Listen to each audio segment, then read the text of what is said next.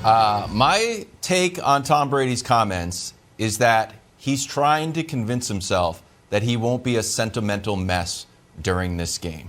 And this game is not about schemes, and it's not about how good the Bucs offense is. This is the most emotional game in NFL history. And we know Tom Brady can play happy. He's won 85% of his home games. So when the crowd is supporting him, we know he can play. We know he can play under pressure. He's won 77% of his playoff games. Pressure is not an issue. We have no idea if he can play with a sentimental hurricane that will be swirling around Foxborough. I think it's going to gobble him up, just like it's gobbled up other players. So I want to show you two quotes, Broussard. First one's going to be from Peyton. The second one's going to be from Emmitt Smith.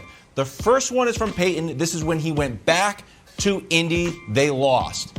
I'm in some ways somewhat relieved this game is over. I feel like hopefully we'll get a chance to play these guys again. If there is a next time, it may be a little bit easier because it was somewhat of an emotional week.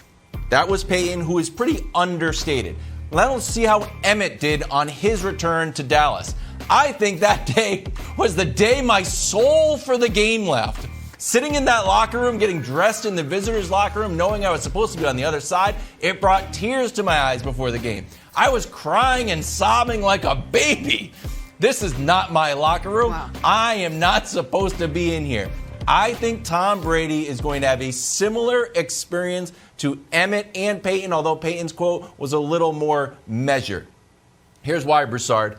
I think all of this stuff that he is doing, he's trying to convince himself that he's not going to be a mess. He's going to be. He is a sentimental guy. You want to have proof of it?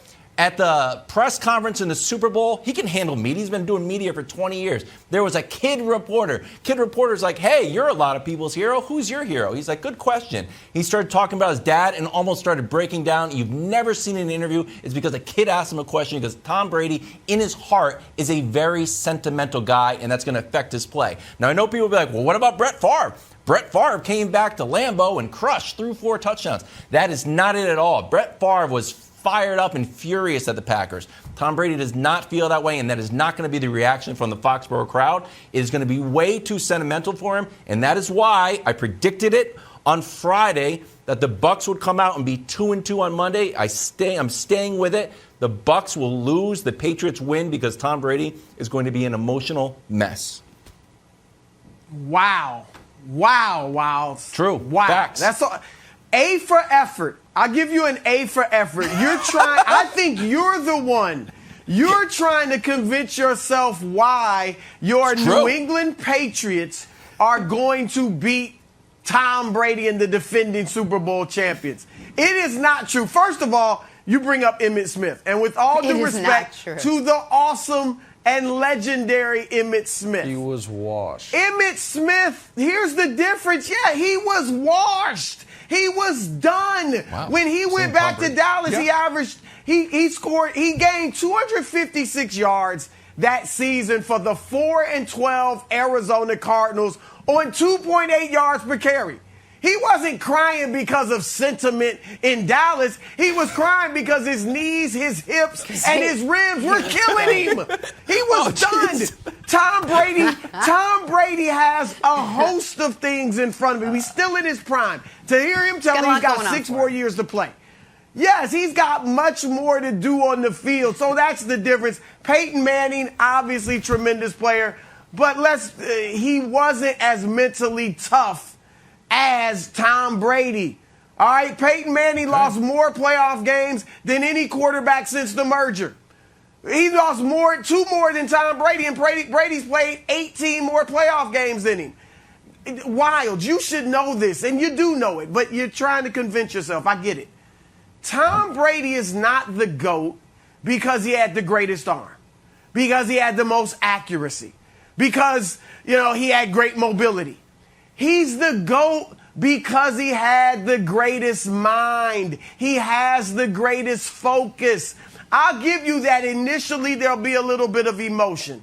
But once they get going, once he completes that first pass to Antonio Brown or Gronk, It'll be just another game for 60 minutes. No way. And in that game, he is going to put a butt kicking on your Patriots. 350 plus yards, 4 touchdowns. Not just a win. Nick, that's my prediction. Butt kicking. Tampa Bay here's rolls. here's the thing, and I hate to do this, but you're both wrong in this regard.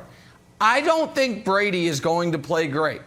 I think that A, Belichick, if he knows anything, knows how to scheme against Tom Brady, or at least he should.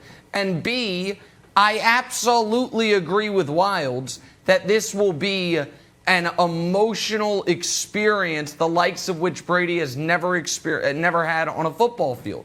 I think those are good points. So why do I think Wildes is wrong? Because those points won't matter because the Patriots are so overmatched. I thought you were going to Wildes use the LeBron going back to Cleveland example, but LeBron actually played great in that first game. He had like 38 points. Great. But he could have had 18 points, and the Heat would have won. You know why? Because the Cavs' best player that game was Daniel Gibson. Their only starter in double figures was Mo Williams with 11.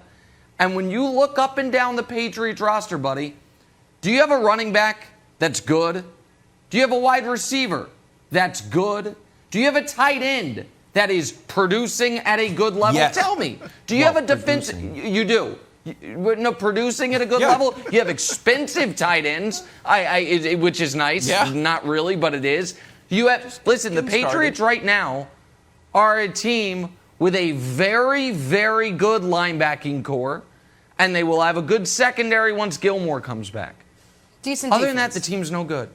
And I guess a good offensive line in theory, but what's good blocking if no one can actually get yards? You have a bad quarterback. Maybe he'll be good one day. He's bad. You have league average running backs. You have league average at best wide receivers. And you have expensive, unproductive tight ends. So, listen, this is what happens when you whip on the draft for 5 straight years.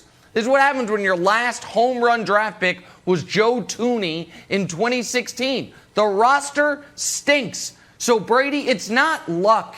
It's not Peyton going up against an 11-5 Andrew Luck and Colts team. It's not that. And so even if Brady is sobbing in the huddle, how do they win? How do they win? That's the question. Okay, so first of all, we just had open tryouts looking for another running back. So the idea we don't have a running back, well, yeah, we do. We just had tryouts. We're going to get somebody. Second of all, for all audience members who don't believe that sentimentality will affect Tom Brady, during this upcoming commercial break, put on Boys to Men, End of the Road, and try to do 20 push-ups while you're listening. It will be impossible. Try it, and that will be Tom Brady times 1,000, Jenna. Thanks for watching. Subscribe here to get the latest from the show. Also, be sure to check out more of the best clips from First Things First, or go watch a few segments from our other shows on FS1.